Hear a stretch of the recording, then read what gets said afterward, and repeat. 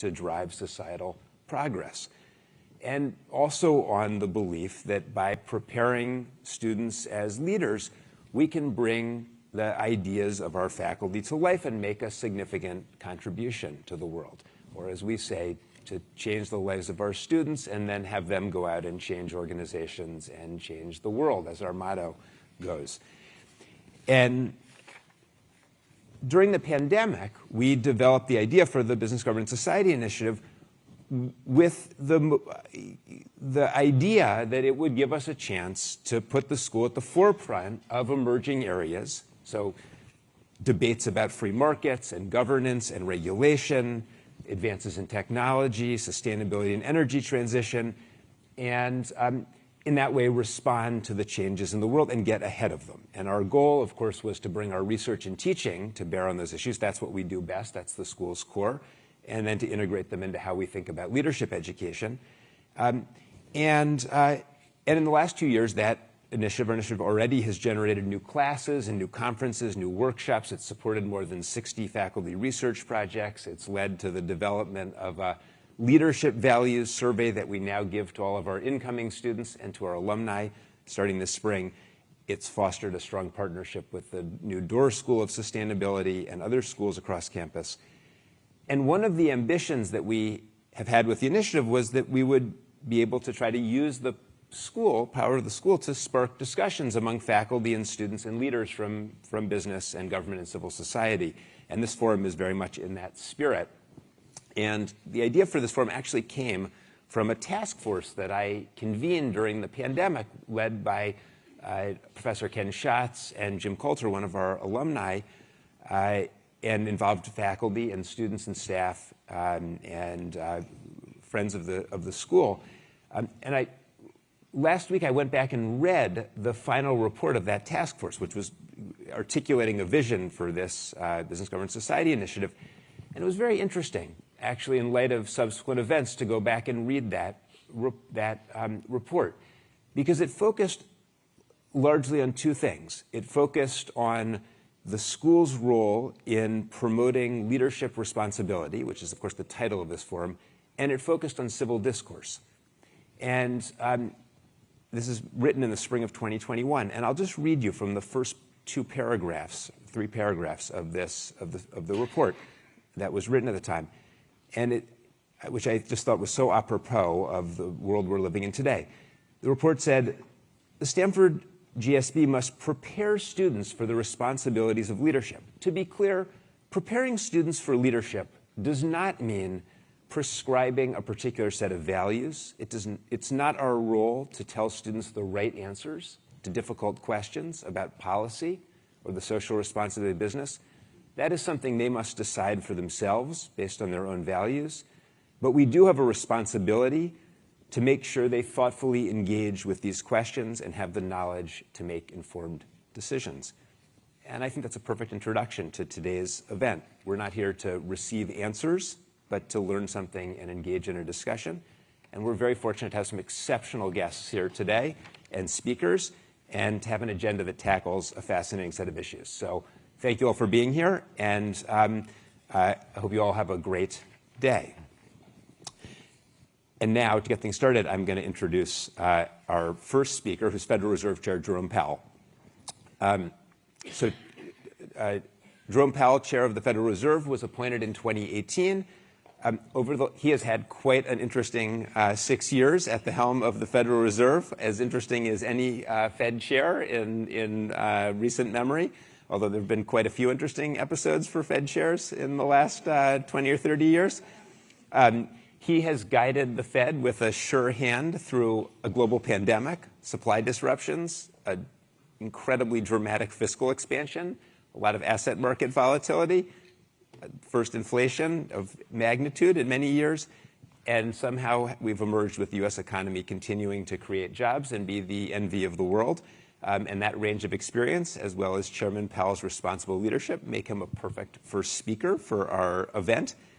He is going to share some opening remarks, and then he's going to be joined on stage by Arvind Krishnamurthy. Arvind is the John Osterweiss Professor of Finance at the GSB, and he is himself an expert on asset markets, financial intermediation, and monetary policy. So with that, it's a pleasure to welcome Chairman Powell to the stage. Thanks, Chad.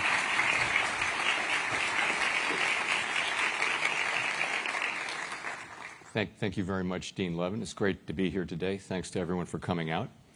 It's a pleasure to be here. So I'm going to begin with some comments on the economy and the road ahead for monetary policy before briefly discussing the Federal Reserve's monetary policy independence and then joining Arvind Krishnamurthy for some discussion. So over the past year, inflation has come down significantly, but it's still running above the FOMC's 2% goal. In February, headline inflation was 2.5% over the past 12 months based on PCE index. A year ago, it was 5.2. Core inflation, which excludes the volatile food and energy components, stood at 2.8% in February. A year ago, it was 4.8%. So this is very welcome progress, but as you can see, the job of sustainably restoring 2% inflation is not yet done. Tight monetary policy continues to weigh on demand, particularly in interest-sensitive spending categories. Nonetheless, growth in economic activity and employment was strong in 2023, as real GDP expanded by more than 3%, and 3 million jobs were created, even as inflation fell substantially. This combination of outcomes reflects significant improvements in supply that offset to some extent the effects on demand of tighter financial conditions. The healing of global supply chains helped address pent-up demand for goods, particularly in sectors that had faced considerable shortages, such as autos. In addition, labor supply increased significantly thanks to rising participation among 25 to 54-year-olds, workers in their prime working years, as well as a strong pace of immigration. Recent readings on both job gains and inflation have come in higher than expected. The economy added in an average of 265,000 jobs per month in the 3 years through February, a faster pace than we have seen since last June. And the higher inflation data over January and February were above the low readings in the second half of last year. But these recent data do not, however, materially change the overall picture, which continues to be one of solid growth, a strong but rebalancing labor market, and inflation moving down toward 2% on a sometimes bumpy path. Labor market rebalancing is evident in many parts of the data, including quits, job openings, surveys of employers and workers, and the continued gradual decline in wage growth. On inflation, it is too soon to say whether the recent readings represent more than just a bump. We do not expect that it will be appropriate to lower our policy rate until we have greater confidence that inflation is moving sustainably down toward 2%. Given the strength of the economy and progress on inflation so far, we have time to let the incoming data guide our decisions on policy. We've held our policy rate at its current level since last July, as shown in the individual projections that the FOMC released just 2 weeks ago. My colleagues and I continue to believe that the policy rate is likely at its peak for this tightening cycle. If the economy evolves broadly as we expect, most FOMC participants see it as likely to be appropriate to begin lowering the policy rate at some point this year.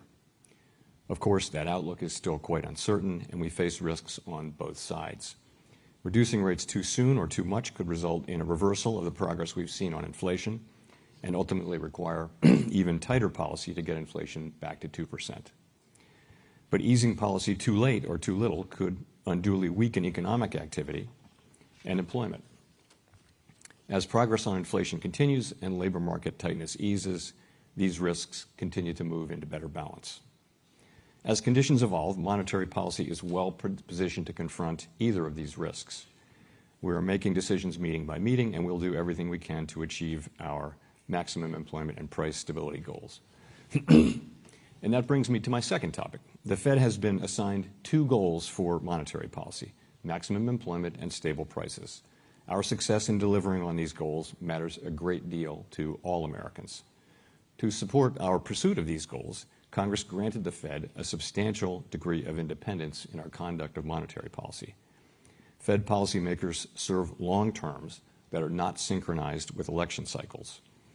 Our decisions are not subject to reversal by other parts of the government other than through legislation. This independence both enables and requires us to make our policy decisions without consideration of short-term political matters. Such independence for a federal agency is and should be rare. In the case of the Fed, independence is essential to our ability to serve the public. The record shows that independent central banks deliver better economic outcomes. We recognize that we need to continually earn this grant of independence, and we do so by carrying out our work with technical competence and objectivity in a transparent and accountable manner, and by sticking to our knitting. By technical competence, I mean that the Fed policymakers use the most up-to-date information and research to deepen our understanding of the ever-evolving economy and to reliably deliver on our assigned goals. We're supported by a highly capable staff. We also draw on the insights and experiences of a wide array of business, academic, community, and labor leaders, as well as others engaged in the economy. And by objective, I mean that our analysis is free from any personal or political bias in service to the public. We will not always get it right. No one does. But our decisions will always reflect our painstaking assessment of what is best for our economy in the medium and longer term, and nothing else. Transparency and accountability are fundamental for any government agency in a democracy, but are especially important for one granted policy independence. The Fed has a special obligation to explain ourselves clearly, to describe what we're doing and why we're doing it. We're always striving to improve this communication, and it is a job that is never complete. But we've come a long way. Before 1994, the FOMC did not even announce monetary policy decisions. Today, we announce those decisions, and we explain the thinking behind them in our post-meeting statement and press conference. We publish detailed minutes of our deliberations and a quarterly summary of economic and policy projections of each FOMC participant.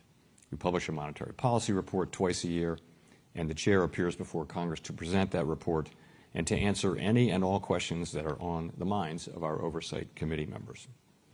In 2020, we completed a year-long public review of our monetary policy framework, and late this year, we will begin just such another review. My colleagues and I explain our views on the economic outlook and monetary policy in speeches like this one and in visits to communities around the country as part of an extensive outreach in which we seek input from individuals and groups throughout society. Transparency is an affirmative and proactive commitment to the public.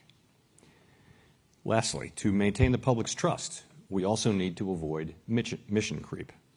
Our nation faces many challenges, some of which directly or indirectly involve the economy. Fed policymakers are often pressed to take a position on issues that are arguably relevant to the economy, but are not within our mandate, such as, for example, particular tax and spending policies, immigration policy, and trade policy. Climate change is another current example. Policies to address climate change are the business of elected officials and those agencies that they have charged with this responsibility. The Fed has received no such charge. We do, however, have a narrow role that relates to our responsibilities as a bank supervisor.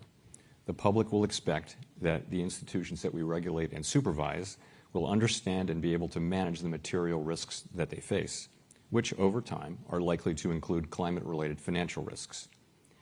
We will remain alert to the risk that there will be pressure to expand that role over time, but we are not, nor do we seek to be, climate policymakers. In short, doing our job well requires that we respect the limits of our mandate. Thank you. I'll stop there and look forward to our discussion. Thanks.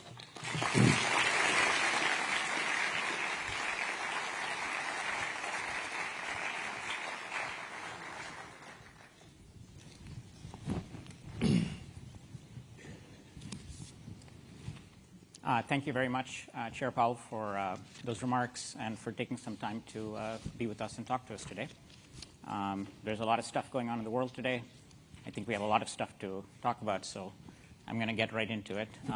Before I get started, I just want to also thank you to the audience for sending questions over. What I've done is I've tried to organize the conversation around two themes. One, we'll start by talking about the macroeconomy, and then you have been shared through a very tumultuous period over the last 5 years, and I want to talk about the leadership challenges around that. So let me just dive right into it, pick up on something you started talking about, which is inflation. 2 years ago, we had inflation readings close to 6-7%. We've come down to 3%. Last Friday, the PCE inflation index, the personal consumption expenditure inflation index, which is something the Fed often speaks about, came in at 2.8%.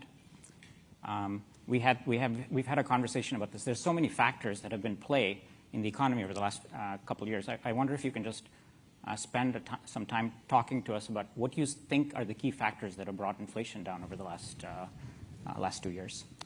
Sure. So I think I'll start with where we think the inflation came from. So what is actually different this time, at the risk of making that statement, is that this inflation wasn't strictly just a question of demand overheating and the Fed coming in and having to suppress demand. That's been the more typical pattern, perhaps on the back of a shock such as the oil price shock and that kind of thing.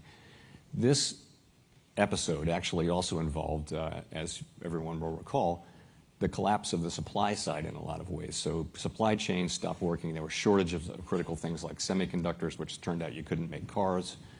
I think many of us might not have realized how many semiconductors go into a car. In addition, there was a major labor force shock. So we lost several million people out of the labor market. So we had a very severe labor shortage.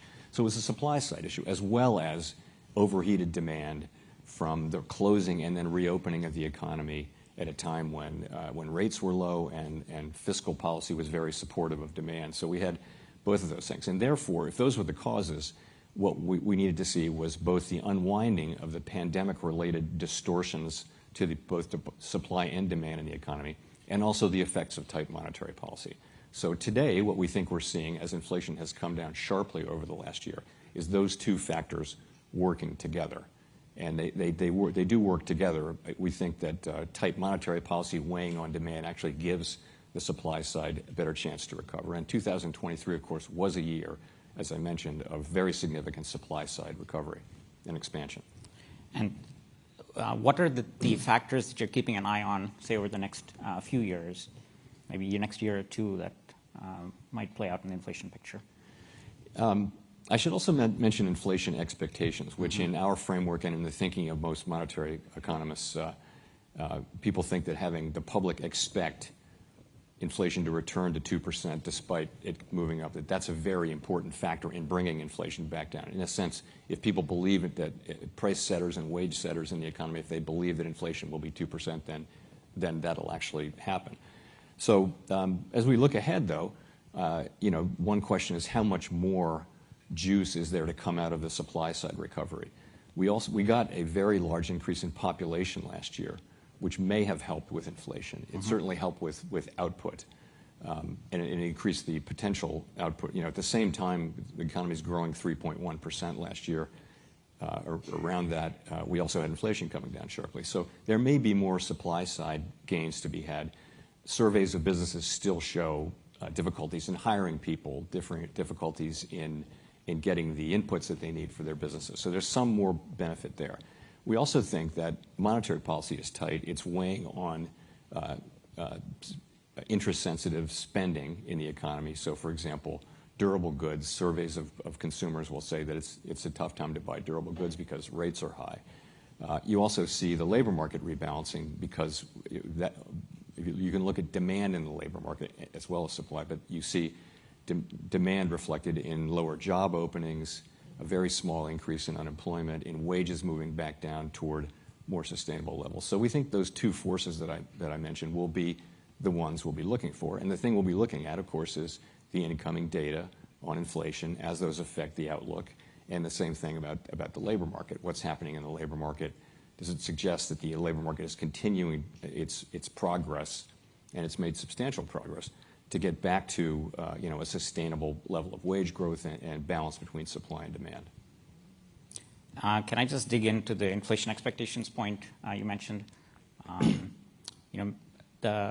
analogy that people drew a couple of years ago was to the high inflation episode of the 70s, where we had a high inflation period that then ended up shifting expectations, then through the wage price mechanism ended up leading to a sustained period of high inflation.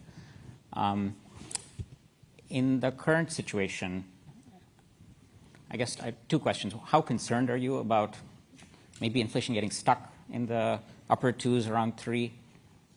Could that last mile be very hard because inflation expectations getting stuck? And then relatedly, are there things you're looking at to tell you, to signal to you that that is an issue or isn't an issue? Right. So as I mentioned, inflation expectations, we think, are an important part of driving actually inflation. And we want them to be at levels that are consistent with 2% inflation over time. Not 3%, but 2%, not 2.5%. The good news is that that's where they are right now and pretty much have been for some time. And we look at surveys of businesses, households, forecasters. We look at other kinds of measures of inflation expectations, and model-based and things like that. We also look at market-based. The market is always buying and selling inflation protection, and you can get from that expectation of or assessment of what markets expect. And all of those are pretty consistently saying that the public does believe, and it's a good thing because it's true, that inflation will go back down to 2%.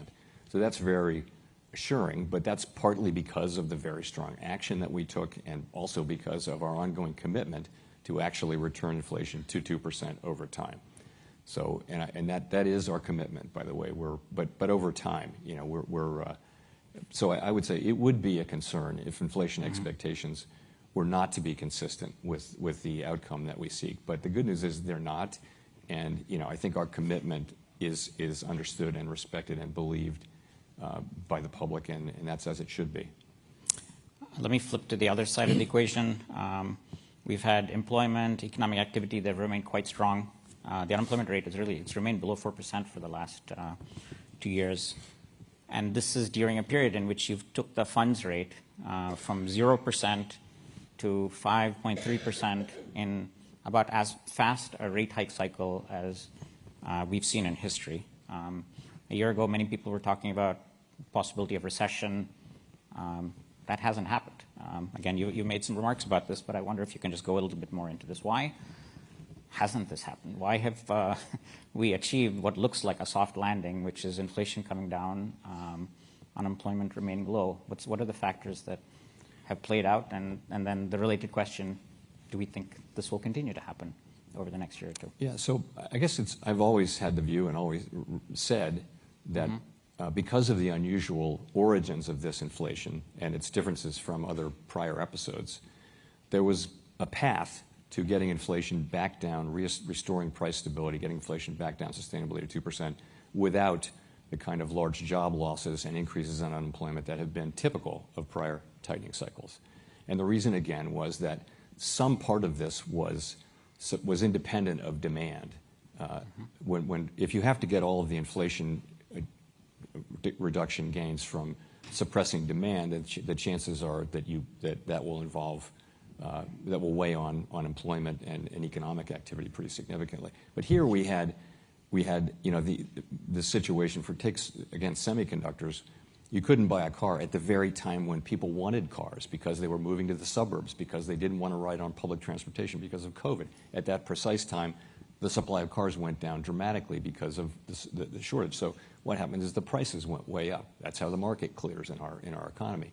So on the other side of that, though, without respect to demand, once the semiconductor supply comes back, you should come right back down that curve, and you could, in principle, get inflation down significantly without just ignoring demand for a second. So I always thought that was possible, and I would say something like that appears to be happening. Sorry. So then your question is, how did that happen? So more recently, we expected that to happen at the very beginning, and that's why we thought the inflation was transitory, meaning it would go away quickly without much effort from us. That turned out not to be the case. And we thought then that was in 2021. In 2022, we thought the supply side would recover more. It really didn't, and I certainly began to wonder whether that was going to happen. And then it really happened in 2023. Right about the time we were almost ready to give up on supply side recovery, you got this significant increase in labor force participation, accompanied by a significant move up in immigration, and you also got the unwinding of the supply side problem. So what's happening is when that happens, potential output is going up significantly, the economy's productive capacity. So you have a situation where productive capacity is going up even more than actual output. And so the economy actually isn't becoming tighter, which it ordinarily would. It's actually becoming a little looser, and you're seeing inflation come down.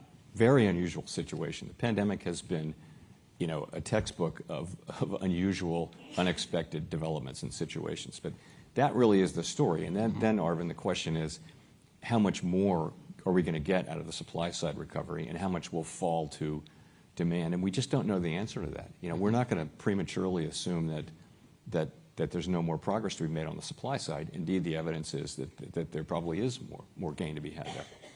You had mentioned immigration has been a big part of the last year or two in terms of the supply side.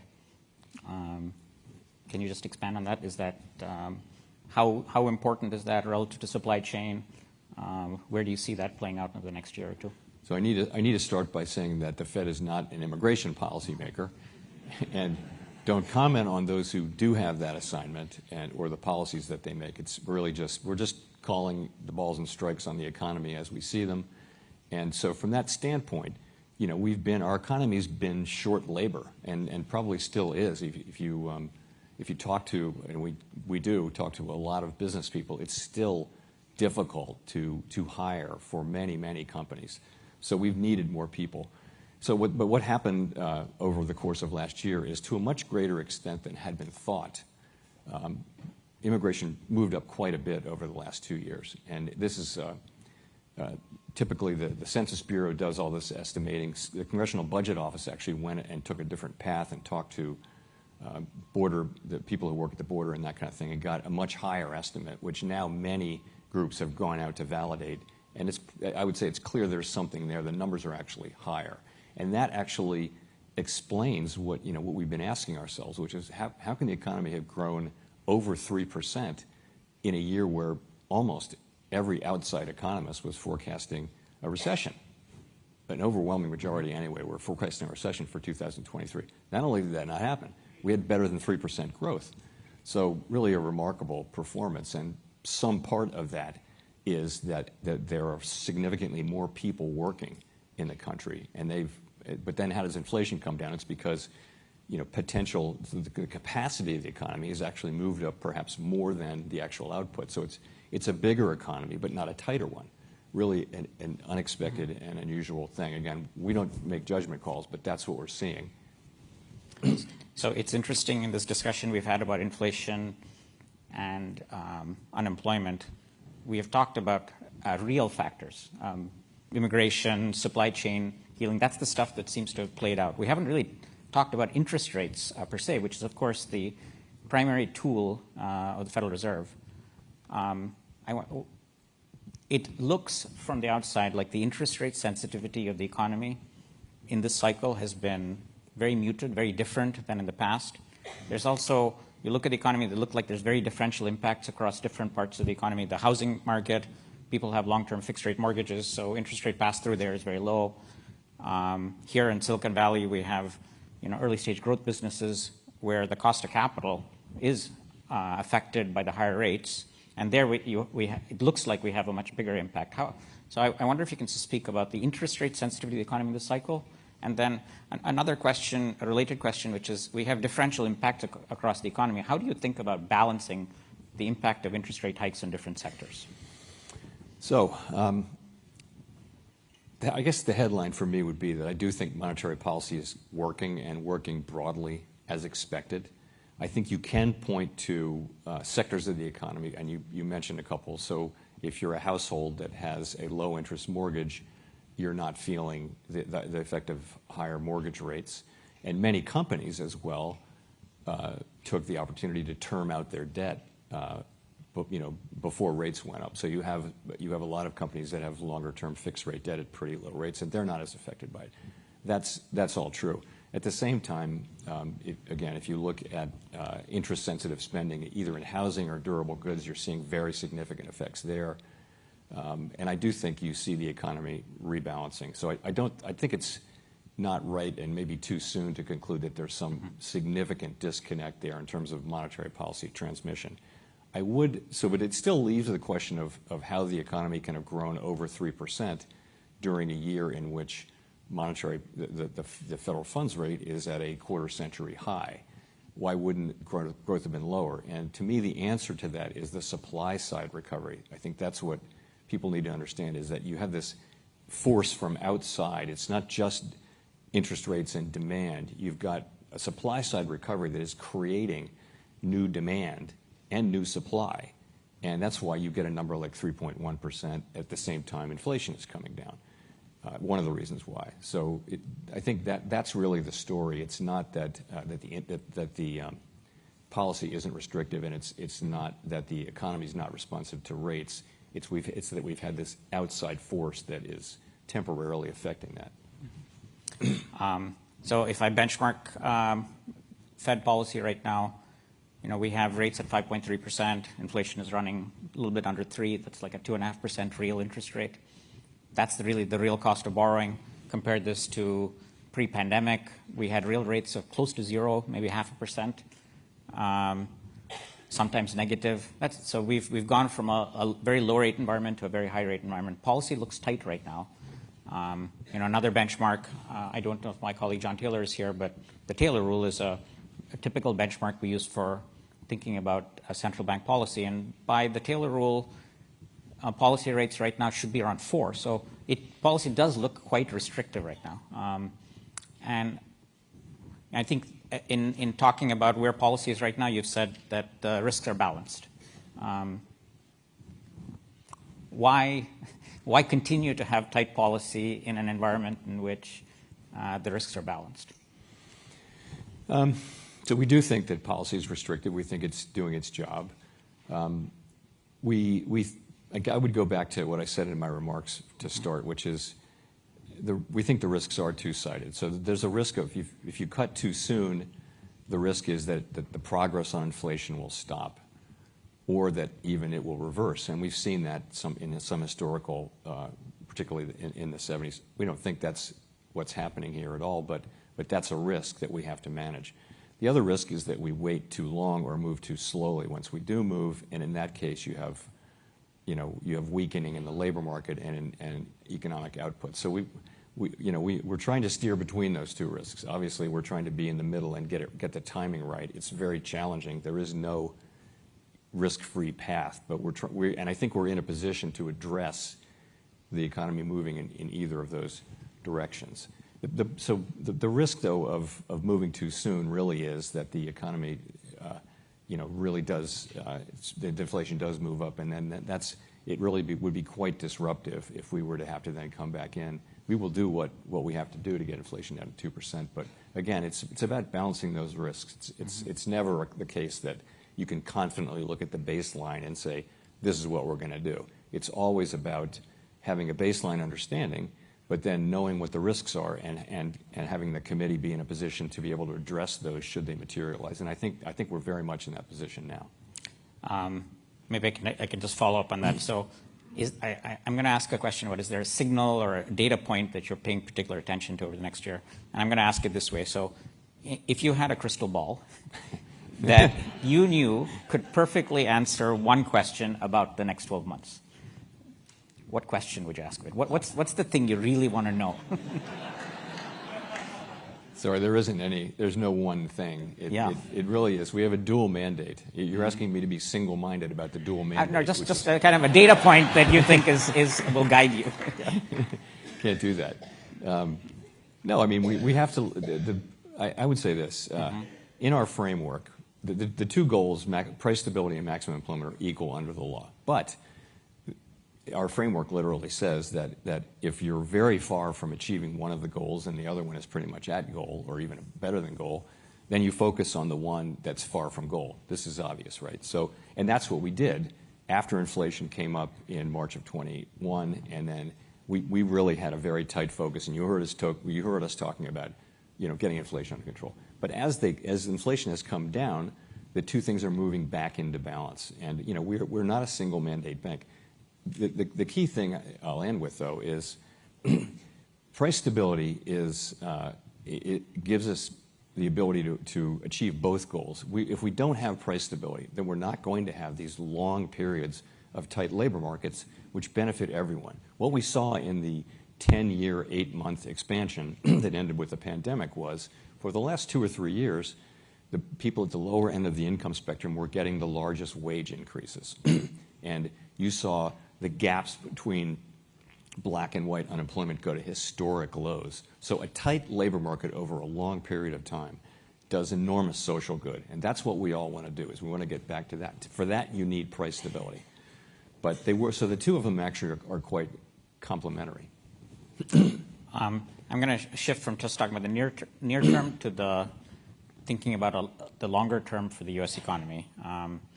We've had a pretty big shift in growth expectations for long-run growth. This comes out from the Fed's own projections as well as from economic forecasters' projections. For 15 years ago, long-term growth forecasts were 2.8%, 3%. Pre-pandemic, they've been below 2. That's kind of where they've been for long-term growth forecasts.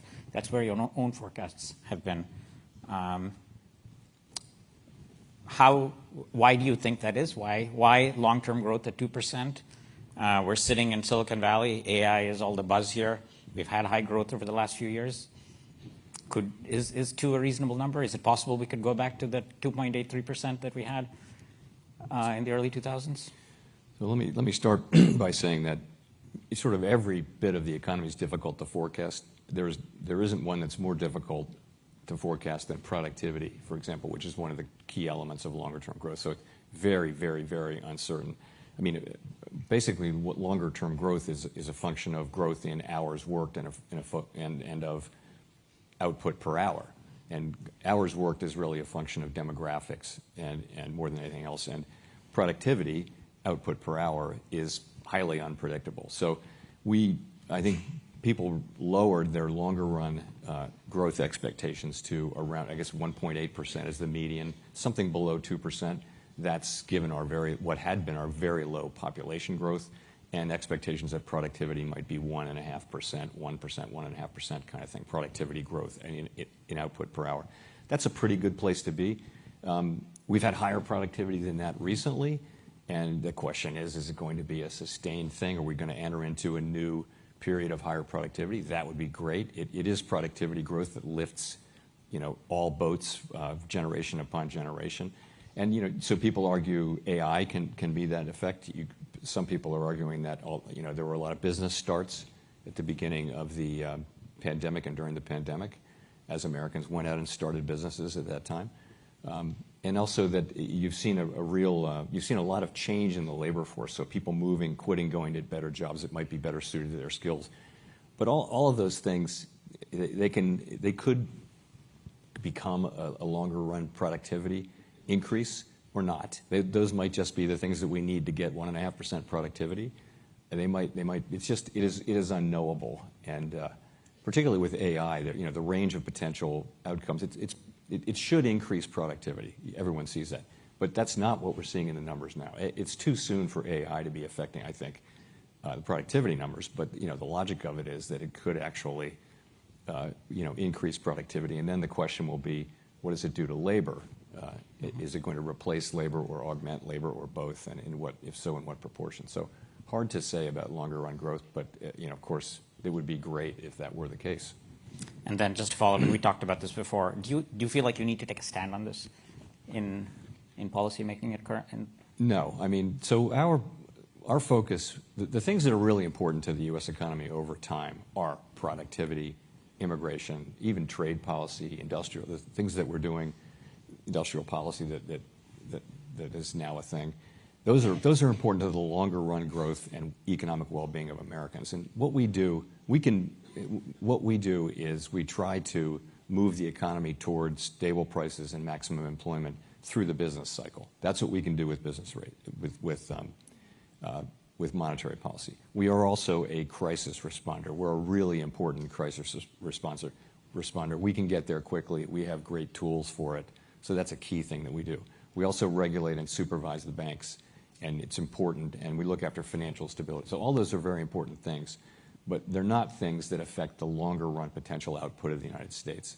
So honestly, though, the question of what will be the equilibrium interest rate, the neutral interest rate going forward, doesn't really matter for policy today.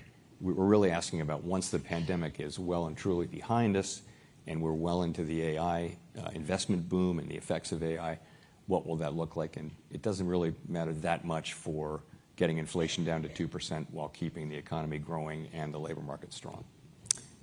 Can I shift tacks and talk about some of the challenges of leading the Fed through the last 5 years? So, just in our discussion, and it's clear from looking at the world, you've had so many different shocks.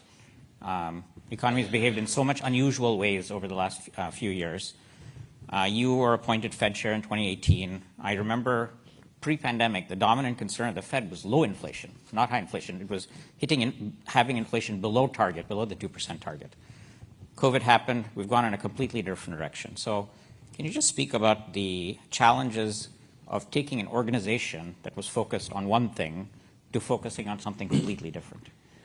Yes, it's certainly been a turbulent time, I will say, to Dean Levin's points. It's been really a lot of things and things that weren't expected.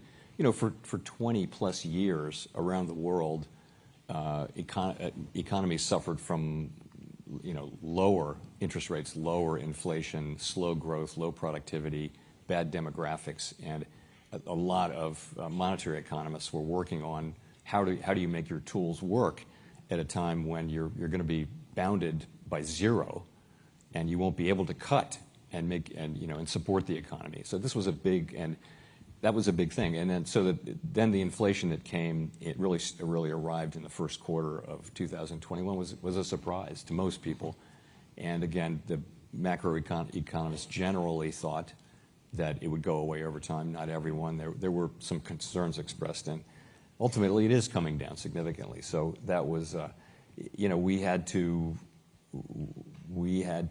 pivot on that, and we did. When it became clear, really in the fall of 2021, it became clear through the labor market data, the inflation data, the growth data, that the economy was not moving back toward price stability. And we pivoted, and when we pivoted, we really moved. So because, that was the right thing to do. So the good news about monetary policy is it can move quickly. The emergency tools we have, as I mentioned, are agile compared to other government policies, and they have a significant effect on the economy. So I think we've gotten to what is, knock on wood, a pretty good place. We're using our tools now to try to bring inflation down the rest of the way to 2% while keeping the economy strong and the labor market strong as well. I mean, the other side of this tumultuous period that we've been through is the external pressure from the Fed, from outside, over where to set interest rates. And you have faced this pressure over the last 6 years, including from the former president. So how do you navigate the decision-making of the Fed in the larger scheme of pressures coming in from the outside? So the thing is, internally we have peace of mind on this because everybody who works at the Fed knows that we're going to do what we're going to do, and we're going to do it for economic reasons, and that's it, as I mentioned in my remarks. And I mean, I think you can go back and look. Anybody can read the verbatim transcripts of the things that we discuss during. It doesn't matter what the election calendar is saying.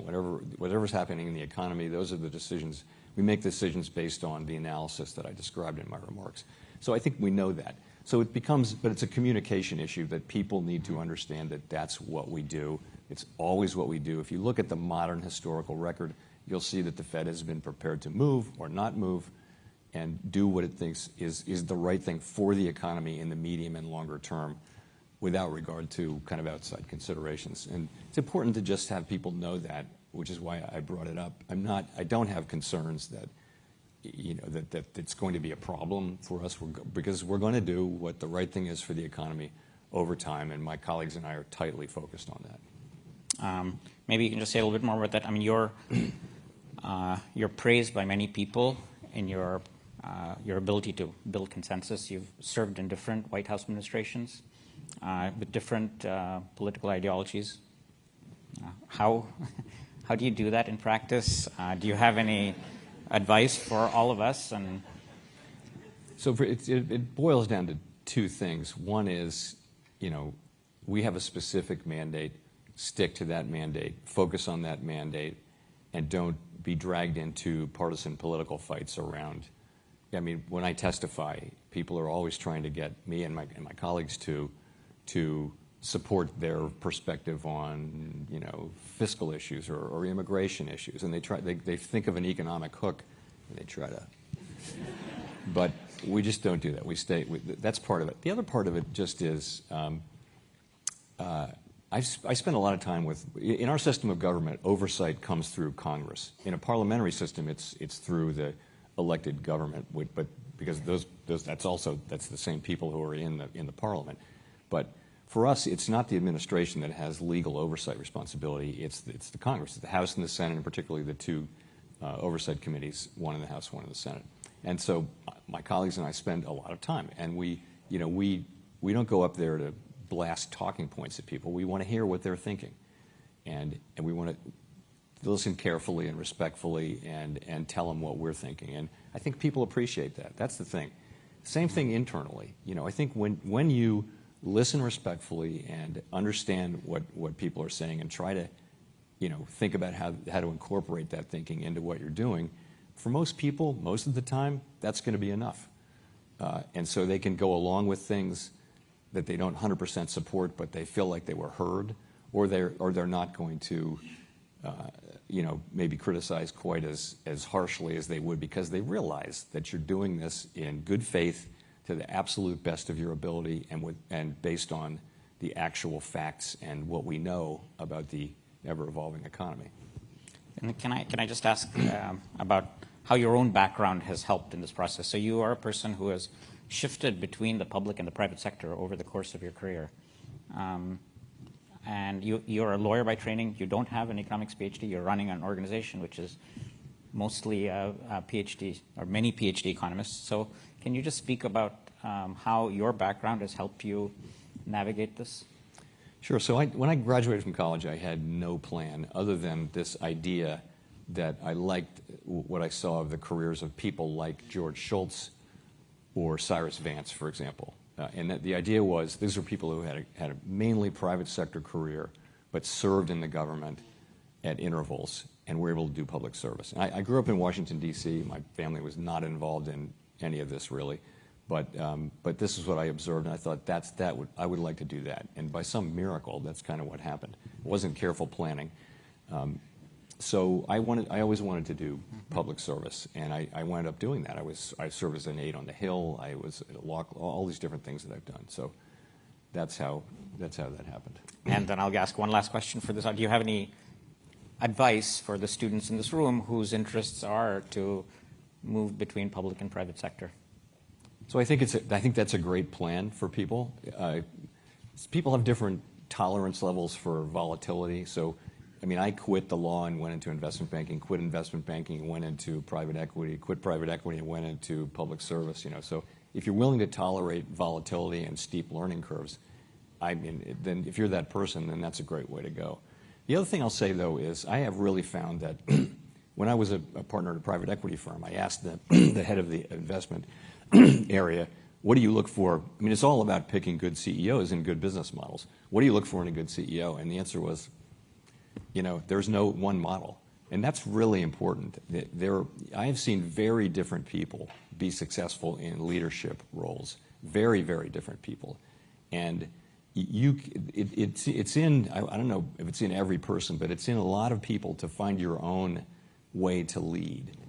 And you don't have to be one way or another. You know, I can think of one person at the Fed she had a way of being a very soft talker, and by the end of the meeting, everyone was leaving there thinking, how do I do what she said? You know, it's like, I want to do that. It's in everybody, and you should have the self-confidence. What I experienced when I first had to lead things was complete lack of self-confidence. Oh my God, I'm not ready to do this. And I think that's very common for people. I think people get more coaching now, but I would just say, be confident in your own abilities to lead and take things on and take risk, because that will, if I could say that to something to my younger self, I think that would be it. Jay, we're running on time here, and there's lots more stuff we could talk about, but I'm mindful of time. So let me just first of all thank you on behalf of Stanford for being here. engaging us in this conversation. It's been very stimulating. I know I learned a lot, and I hope we all learned a lot. And again, so thanks very much for your time. Thanks, August. Thank you. Thank you.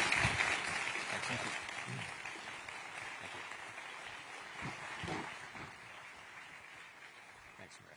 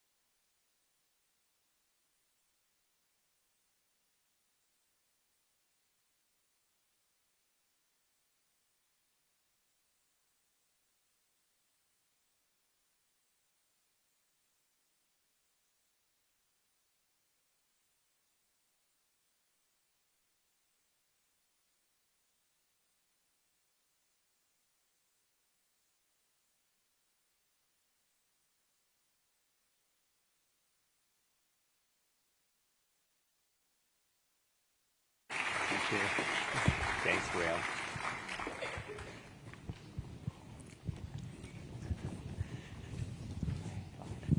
Great. So Sundar, welcome, and I've been looking forward to this. Thank you for being here. Okay. I'm going to talk to Sundar. I've got a bunch of topics for discussion today. We're going to talk a little bit about Sundar's leadership of Google, a bit about the political issues facing Google and Alphabet, and of course I want to ask him about AI. I have some questions that I came up with. Thank you to all of you who submitted questions. I have some questions from attendees. I asked some of his competitors' AI engines for some questions.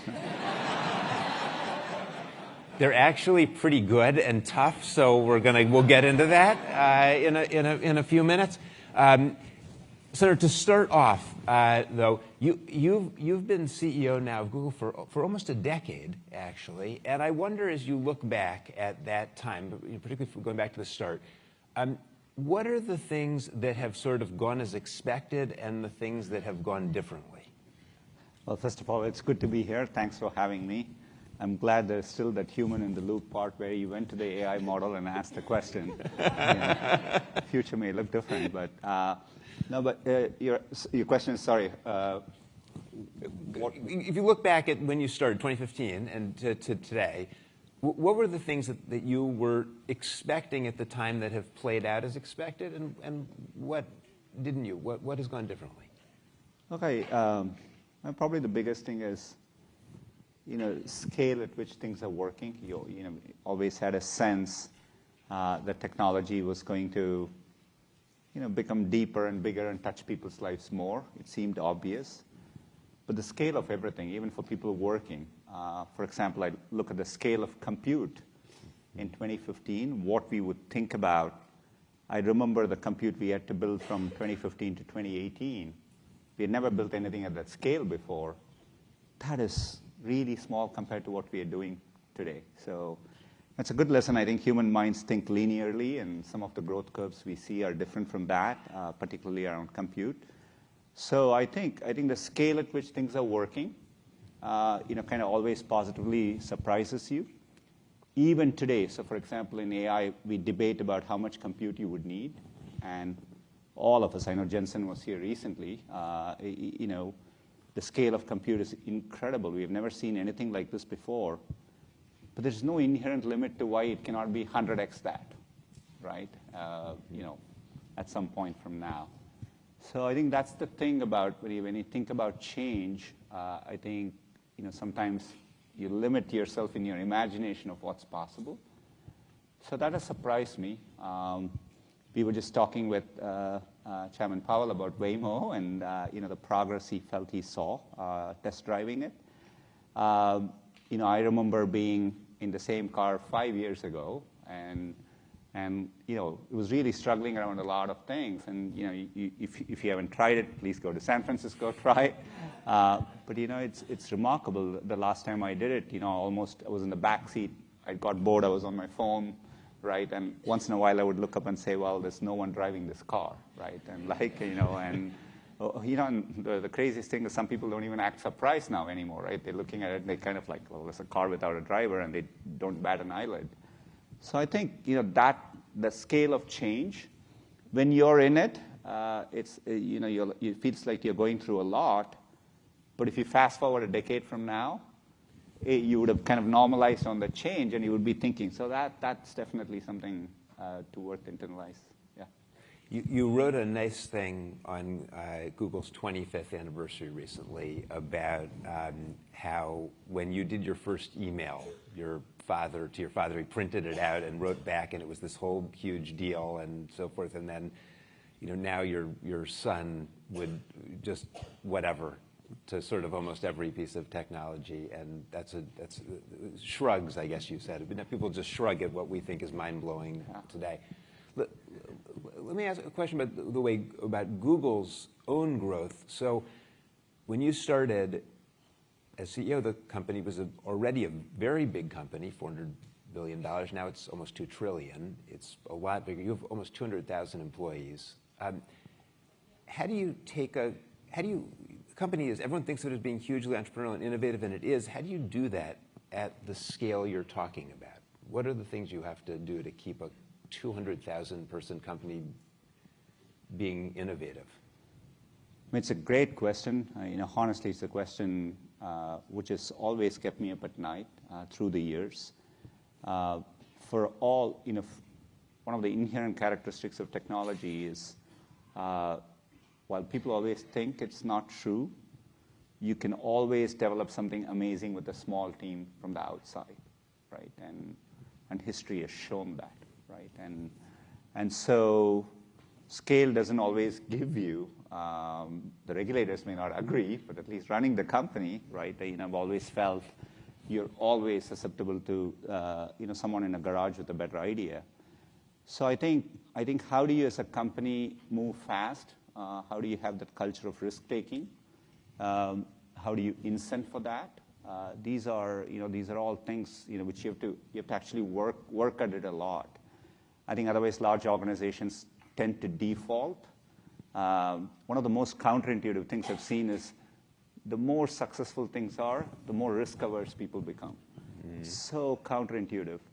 You would often find smaller companies almost make decisions which bet the company, right? And but the bigger you are, I think it's true for a large university, it's true for a large company, because you have a lot more to lose, or you perceive you have a lot more to lose. And so you find, you don't take as many ambitious risk-taking initiatives. So you have to consciously do that. You have to push teams and to do that. And so you have to incent for that, right?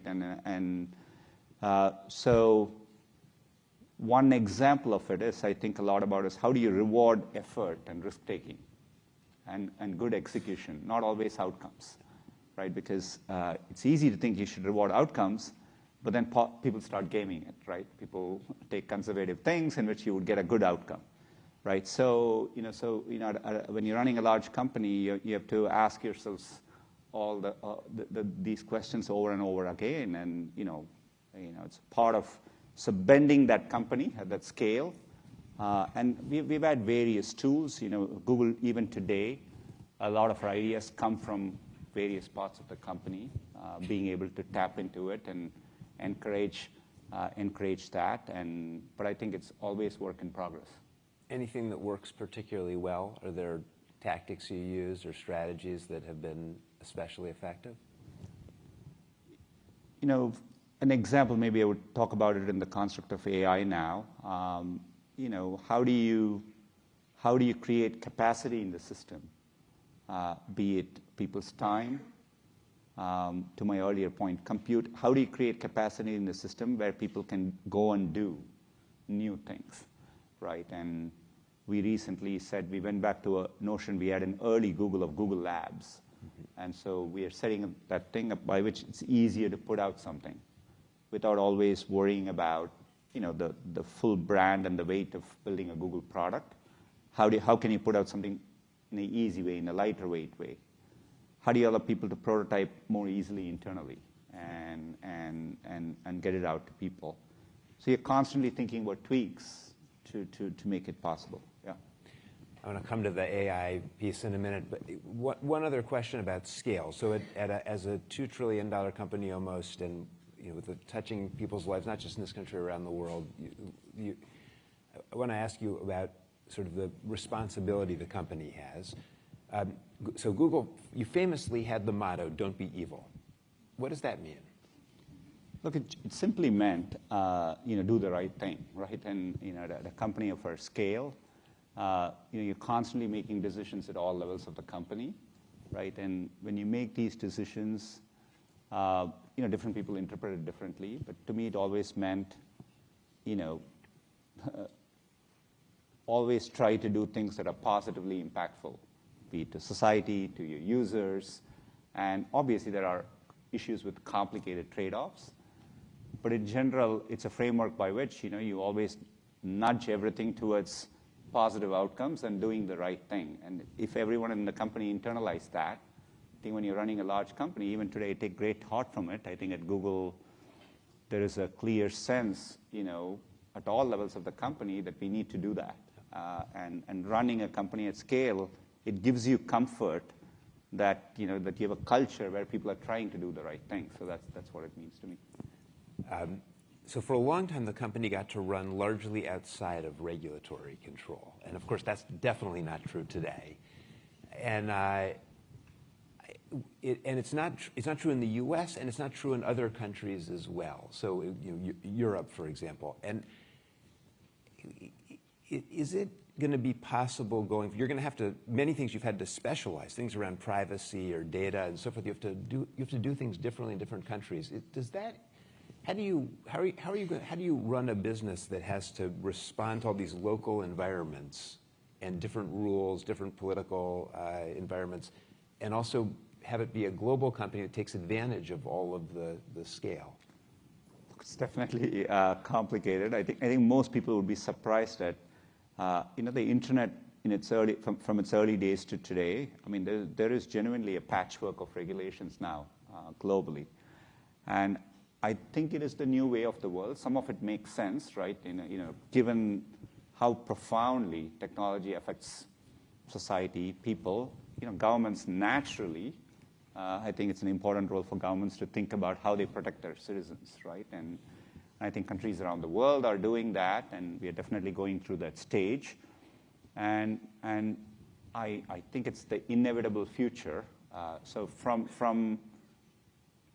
I think it's important for regulators as they do that to balance, there are a lot of benefits the technology brings.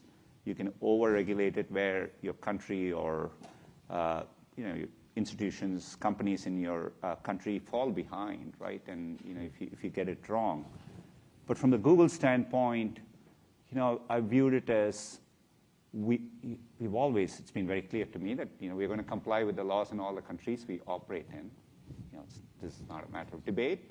So, you develop competency around it, right? So how can you still develop a structure where you can move fast, you can innovate, but develop the competency to engage and comply with regulations? And you have to develop the muscle as you go along. And, in fact, the way I think about AI is what part of AI will make it easier for us to comply with regulation at scale. So, AI is an opportunity there as well. But I think inherently, I can give GDPR as an example, or, and we put in a lot of effort to make sure our products and services are ready from day one for GDPR. And so that's the way I think about it. So speaking of AI, you've been including DeepMind and Google, you've been at the forefront of a lot of AI for many years now. Of course, things have gone very fast in the last 18 months. Did any of that surprise you? Oh, for sure. Look, yes and no in the sense. Within Google, in fact, one of the main things I did as a CEO is to really pivot the company towards working on AI. And I think that'll serve us well for the next decade ahead, right? So, for example, now I look back and, compute is the hot currency now. We built TPUs. We started really building them at scale in 2016, right? So we have definitely been thinking about this for a long time. And, I've always felt, many years ago I said, AI is more profound than fire or electricity, right? And so we've always had a deep sense of it. And having said that, maybe the pace at which society would adopt it, maybe I probably had a different sense of the trajectory in mind. And so all of us, I think, positively surprised us at the scale at which people are engaging with the technology, be it consumers, be it companies, increasingly governments. So I think that's been a positive surprise, but maybe positive in the context of the specific timing of it. But we've always had a sense for the trajectory ahead. And in many ways, we've been preparing the company for that. And so I think foundationally, a lot of our R&D, we're one of the largest R&D investors in the world. A lot of it has gone into AI for a long time. And so I feel, incredibly well positioned for what's coming. We are still in the very early days. I think people would be surprised at the level of progress we are going to see. And I feel like we've scratched the tip of the iceberg. So when Google was started, the mission that was articulated was to organize the world's information. And back in the day, that meant presenting people with an array of links and ways to navigate the internet, find information, find answers. And now these AI engines, you just give them an answer. How are things going to evolve? Like, how will people access information in 10 years? Look, I think it's one of the common myths around that Google has been 10 blue links for a long time. When mobile came, we knew Google search had to evolve a lot. We call it featured snippets, but for almost 10 years now, you go to Google for many questions. We kind of use AI to answer them, right? We call it web answers internally. And so we've always answered questions where we can, but we always felt when people come and look for information, people in certain cases want answers, but they also want the richness and the diversity of what's out there in the world. And it's a good balance to be had. And we've always, I think, struck that balance pretty well. To me, all that is different is now the technology by which you can answer is progressing. And so we will continue doing that. But this evolution has been underway in search for a long, long time, right? Search used to be text and 10 blue links maybe 15 years ago. But be it images, be it videos, be it finding answers for your questions, those are all changes. To my earlier point, people kind of shrug and we've done all this in Google search for a long time, and people like it, people engage with it, people trust it. So to me, I view it as a more natural continuation. Obviously, with LLMs and AI, I think you have a more powerful tool to do that, powerful tool, and so which is what we are putting in search, with search generative experience, and so we'll continue evolving it in that direction too. So here's a hard question, though, that I think comes from that. This is, by the way, from one of your competing AI engines. When you're presenting links, I mean, you have to choose how to prioritize, and of course, that's very contentious about how you do that, and people try to game it and so forth. When you give an answer, you just give one answer, and there's a lot of discretion in terms of in setting up the argument, how the answer is. When you rolled out Gemini, you got criticized by conservatives for the answers it was giving. People said it was reflected the more progressive nature of some of your employees, maybe, or had speculated on that. How are you going to manage that? I mean, how do you think about what answer to give to questions, particularly questions that have some, that might be value laden in certain ways? Look, I mean, let's talk about search for a second here. I mean, you're asking a very important question. I think, the work we have done over many, many years, making sure from a search standpoint, search, we try to reflect what's out in the web. And we want to give trustworthy, high-quality information. We've had to navigate all of this for a long time, right? You can imagine COVID, how different countries wanted to, work through that moment, through a pandemic. Many countries saw it as a national emergency, or elections, or so on. I think we've always struck the balance. That's what I'm saying. It's not about giving an answer. There are certain times you give an answer. What's the population of the United States? Yes, it's an answerable question.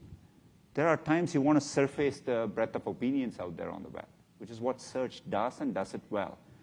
Just because you're saying we are summarizing it on top doesn't mean we veer from those principles. The summary can still point you to the range of opinions out there, right? And we do that today all the time, right? And so I think that's different from when you're in a chatbot, and I think that's the more active area of research, where sometimes it has its voice. So how do you get those moments right? And, again, for us, I think it's an area where we will be deeply committed to getting it right. How do you do it in a way in which you represent the wide range of views that are held by people around the world? And I think there are many aspects to it. The issues with AI models are not just at Google. You see it across other models as well. We are always held to a high bar, and we welcome that bar because that's what helps us make the products better and get it right. But I think, in AI, there are a lot of tools you can think about. How do you let users at scale give more input into these models, and how do you reflect it? To the extent where there are multiple viewpoints, maybe making sure the model captures and gives you both viewpoints compared to trying to answer it in one correct way. These are all evolutions of the product, which are easy to do, and I think we will do. But I think the North Star for us is making sure we do right by users. And our users come from everywhere in the world, around the world, in the US from all states.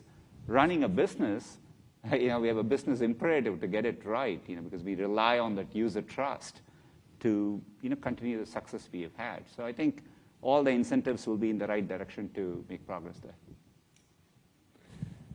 That's fascinating. And can you envision a world?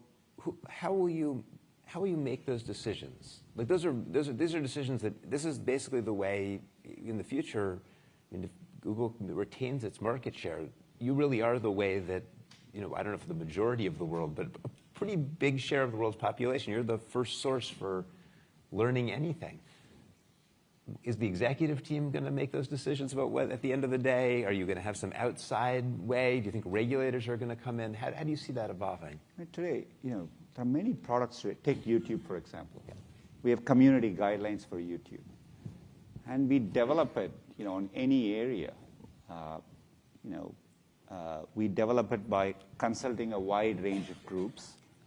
We make the policies public, right? And so people will debate these things, but you state your policies, you publicly do them, and you're accountable to the policies you state, right? And we are constantly evolving those policies, but we do it in consultation with many groups, and Neil, the CEO of YouTube, is somewhere in the audience, I think. But we do it. We regularly consult with a wide range of groups.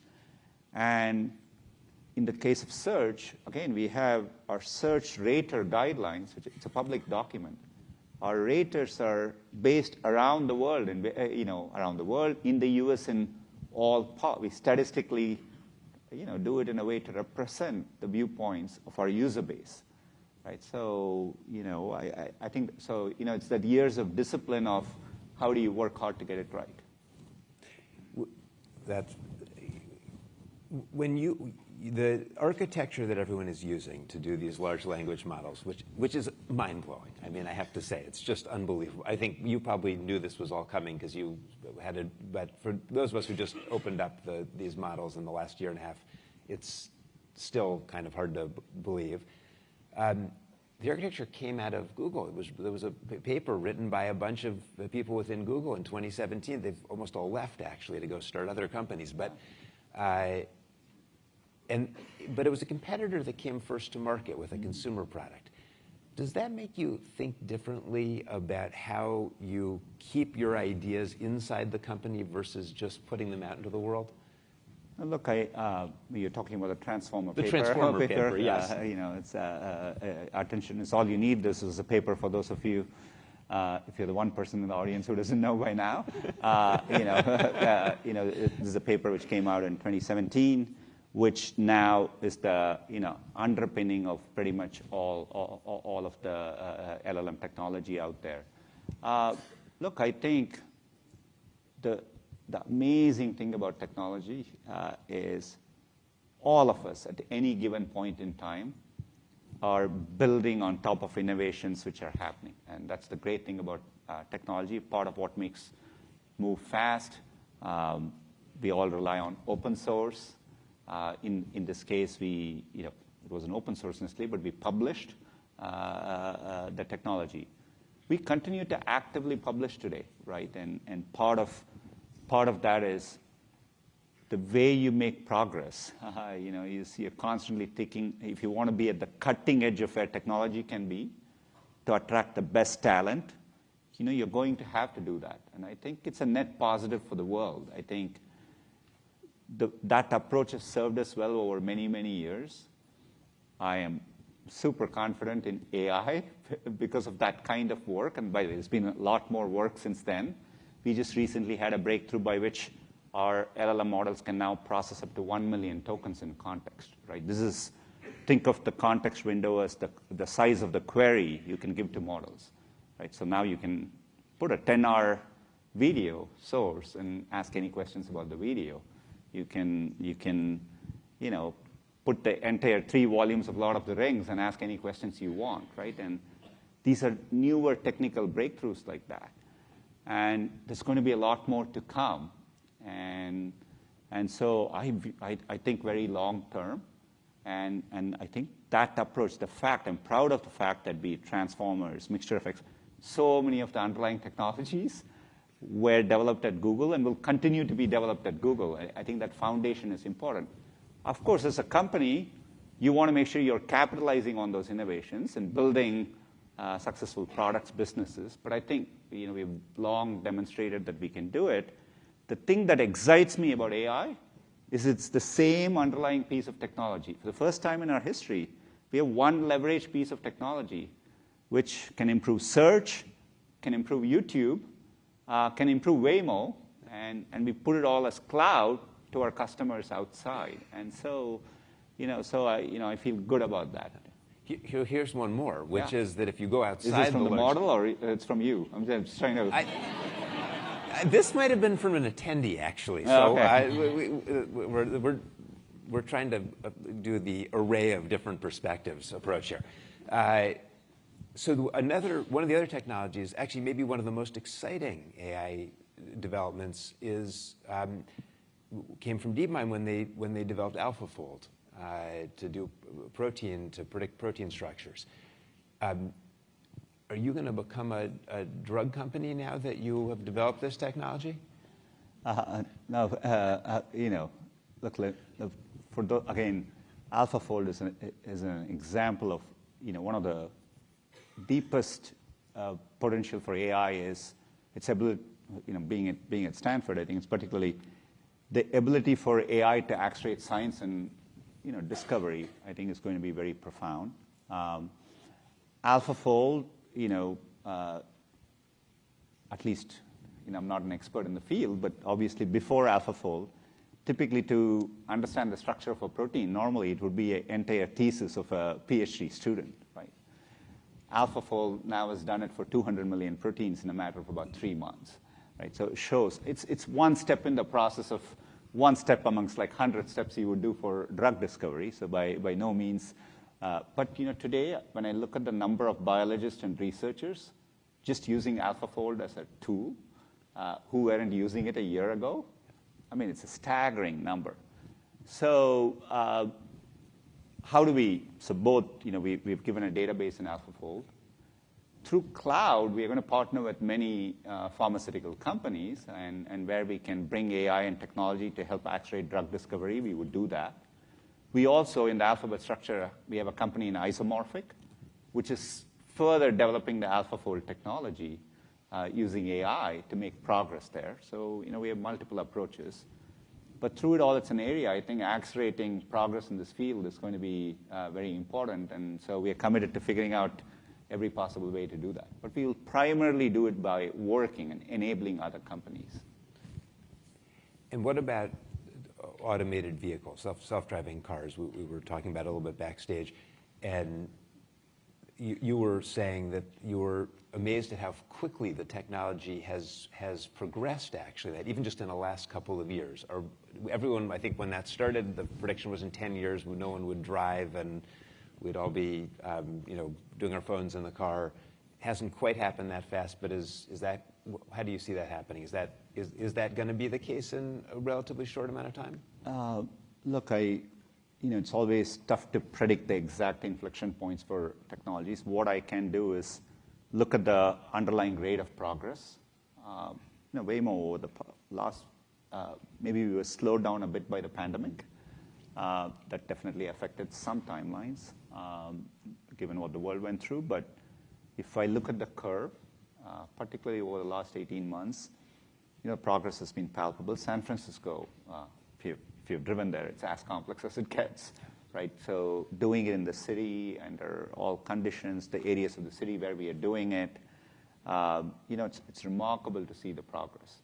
And what's exciting is the progress, for the amount of progress we've had, when I look at the next 6 months, 12 months, 18 months, it looks like there's going to be a lot more progress there. So I think, I feel very bullish about it. It is very clear to me having computers assist humans in driving. It's going to be one of the most obvious things. 20 years from now, people will look back and say, you mean you're at a time when computers weren't assisting humans in driving? So it would seem silly. And so I think we are pointed in the right direction. I think the technological gap we have there, the leadership we have there, it's pretty important and significant. And so I'm excited about what's ahead there. When the self-driving first came onto the people's radar screen, one of the things that people looked at, and there was the question of could these become socially acceptable, and you and I have talked about that, and then there was the question of what would happen to all the drivers, the professional drivers, and that's sort of a particular case study of the way AI automation might disrupt the labor force. There's so many other examples of that.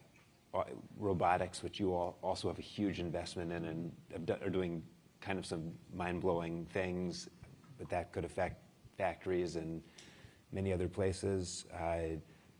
White-collar jobs with large language models, coding.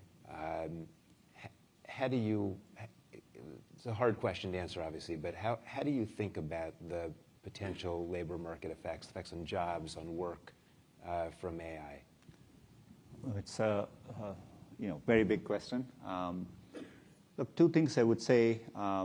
It's early. The most common scenarios we are all looking at is, definitely pretty much in most professions. Remember, we are dealing with an immature technology, which is both very powerful, very prone at making errors, right? Can hallucinate, et cetera. So you're definitely, when I look at the next horizon, you're definitely talking about a technology, in many cases, is a productivity booster. If you're a programmer, it's a pair programmer to you, right? If you're driving, it helps you drive better, et cetera, in many scenarios, right? If you're a radiologist, in a 5 to 10 year time frame, you're going to have these tools assisting you, almost be a partner radiologist to you as you're reading images.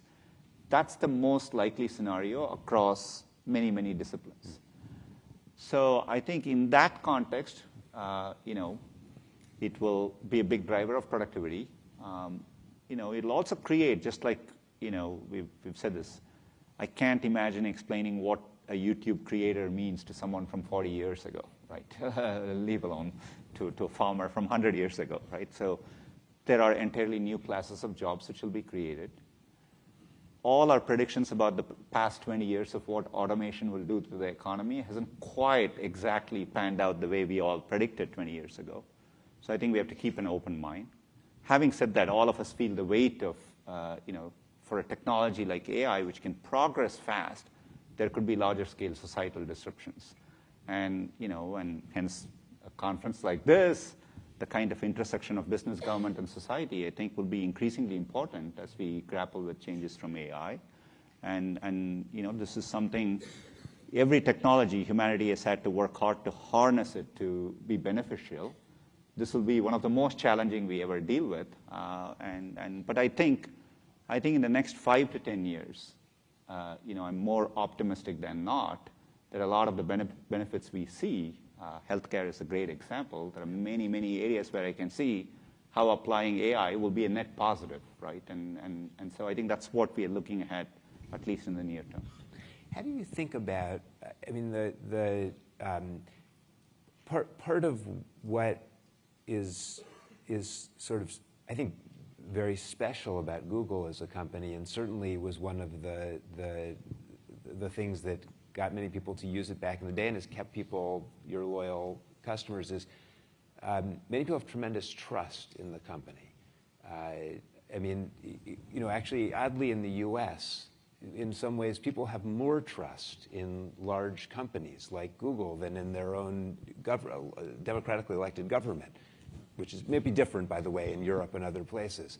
And as you're pushing all these technologies that could be so disruptive in people's lives, driving for them, giving them answers to questions, how do you maintain the social contract between the company and the sort of the people in the country? Look, I mean, I've always felt, of all the things that guide me in the decisions to make around the company, this is at the very top. It is the number one thing, right? People practically, I feel the weight that people come to search at very vulnerable moments. They come, they type, like, what is the medicine for my 3-month-old child, the dosage of that medicine, right? And those are questions on which we can't get it right 99.9% of the time, right? So that trust is hard-earned, easy to lose. And we have to re-earn it all the time. And, that's the responsibility we have, but that's the opportunity we have too, right? And so it's difficult to do this consistently well across the entirety of what humanity is looking for, and which is what excites me about search and providing information and knowledge, and is what I see as the opportunity. AI is an exciting technology which will allow us to do it better than before, but it's a technology we have to carefully deploy in a way that we are responsible while doing so. And I think people always, there's more agency to people than we probably all give them credit for. When we get it wrong, people let us know. People are, consumers have the highest bar, right? And if we don't do it well, we get the feedback.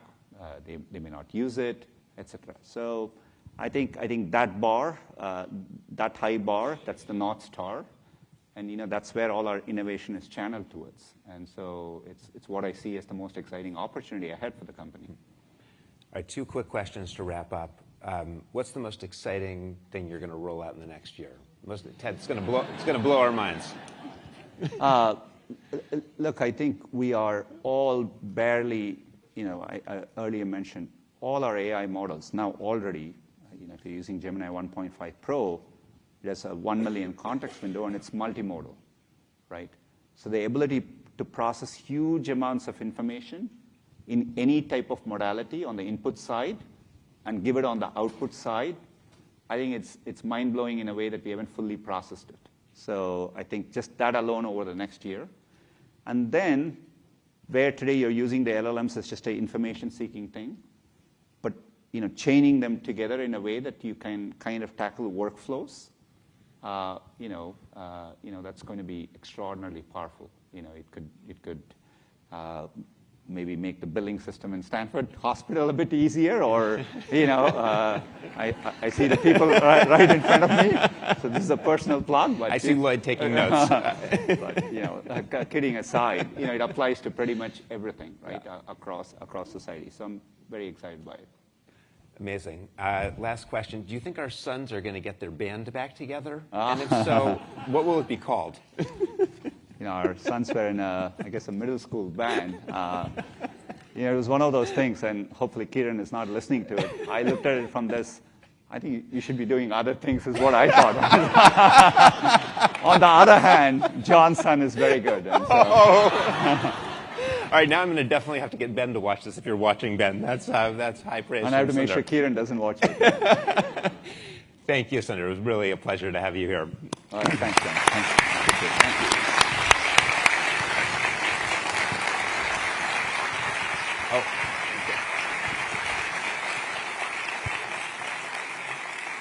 Okay, we have a short break, I think, until about half an hour until the parallel session start at 11:15. So there's refreshments outside, and we'll see you out there.